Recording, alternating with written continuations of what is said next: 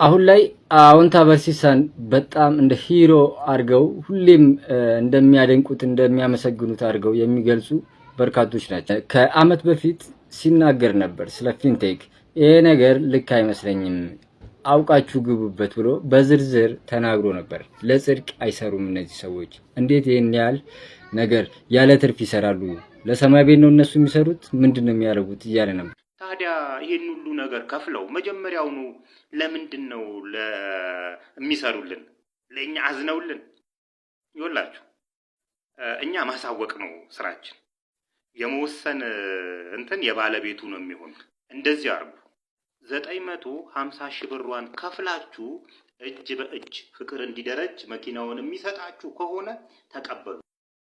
እነዚህ እዚህ ጋር የምታዩቸው ኮሜንቶች በውስጥ የተሰጡት ናቸው። ምቀኛ እስከሚሉት ድረስ ማለት ነው። ህዝቤ እስከ መቼ ነው እየተበላ የምትቀጥለው? የሆነ ሰው የሆነ ነገር ሲነግረ ለምን አትጠረጥርም? በትንሹ ብትጠረጥር ምን ትሆናለህ? ምቀኛ ናችሁ፣ ማታቁትን ነው እናንተ ዝም ብላችሁ ነው ምናምን እያላችሁ እዚህ ጋር የሆነ መረጃ የሚያወጡ ልጆችን ስትቦጭቁ ነው የምትሉት።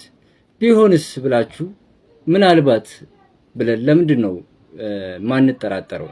በሁለት አይናችን አተኩረን እየተመለከተን እንጂ ጆሮዎቻችንን የሰሉ እናርጋቸው። ሚዛናዊ የሆነ አስተያየት እና ሐሳብ ወስደን አመዛዝነን ነገሮችን እንወስን። ከተበላም በኋላ ማለት ምንም ትርጉም የለውም። ከተበሉ በኋላ ማለት የፍርድ ቤት ሂደትን መከታተል ነው ትርፉ። አይጠቅመንም።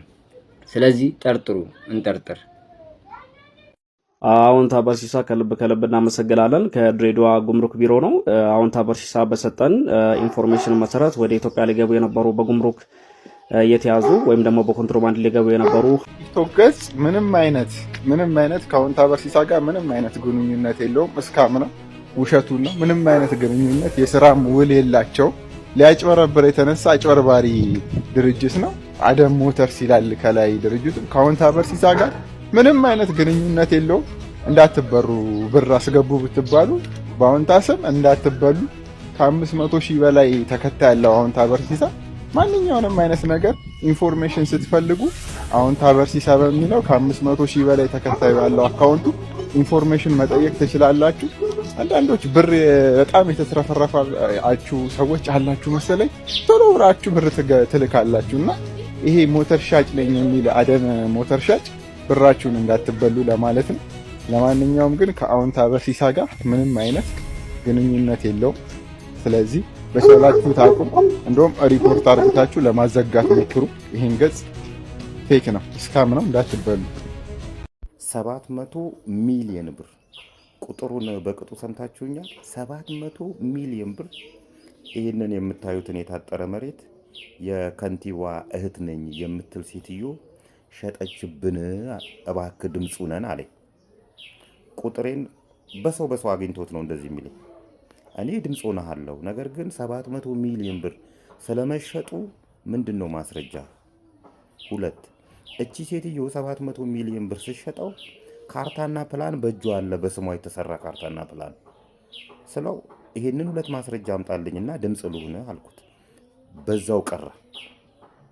ይሄንኑ ቃል ተጠቅሞ ጋዜጠኛ አርያ ስላሴ የከንቲባ እህት ነኝ የምትል እቺ ሴትዮ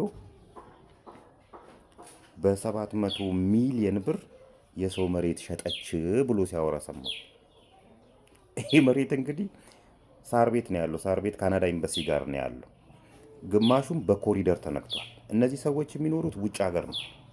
በኮሪደር በመነካቱ ምክንያት ሀገር ውስጥ ላለች እህታቸው 20 ሚሊዮን ብር ተስማምተው እንዲሰጣት ተደርጓል።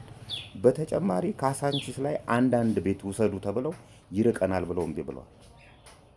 ይሄ በተደረገበት ሁኔታ ሸጠች የተባለችዋ ሴትዮ ተሸጠብን የሚሉት ሰዎች የከተማ አስተዳደሩ፣ ጋዜጠኛ አርያ ስላሴ እና የክፍለ ከተማ ሰዎች በተገኙበት መች ነው እኔ የከንቲባዋ እህት ነኝ ያልኩትና 700 ሚሊዮን ብር መሬት የሸጥኩት ብላች ሴትዮ እንትጠይቃቸዋለች። ሶሪ የሰፈር ሰው ሲል ሰምተን ነው።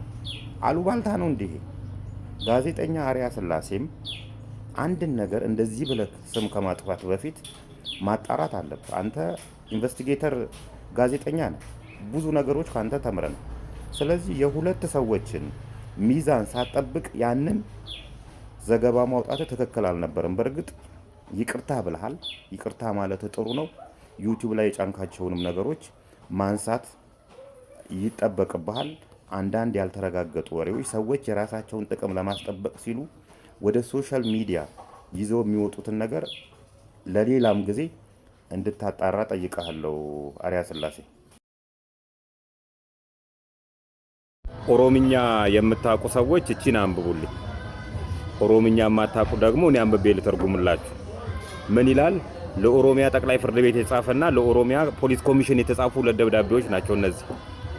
የጤግሮስ ትሬዲንግ የስራ ኃላፊና ባለቤት የሆኑት ጌታቸው ብርሃኔ ከሀገር እንዳይወጡ ይላል። ምን አልኳችሁ?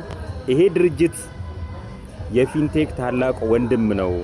25% ክፈሉኝና 75% ደግሞ እየሰራችሁ ትከፍሉኛላችሁ ብሎ ከኦሮሚያ ወጣቶች ላይ ብር ሰብስቦ ይጠፋት እንትን ነው።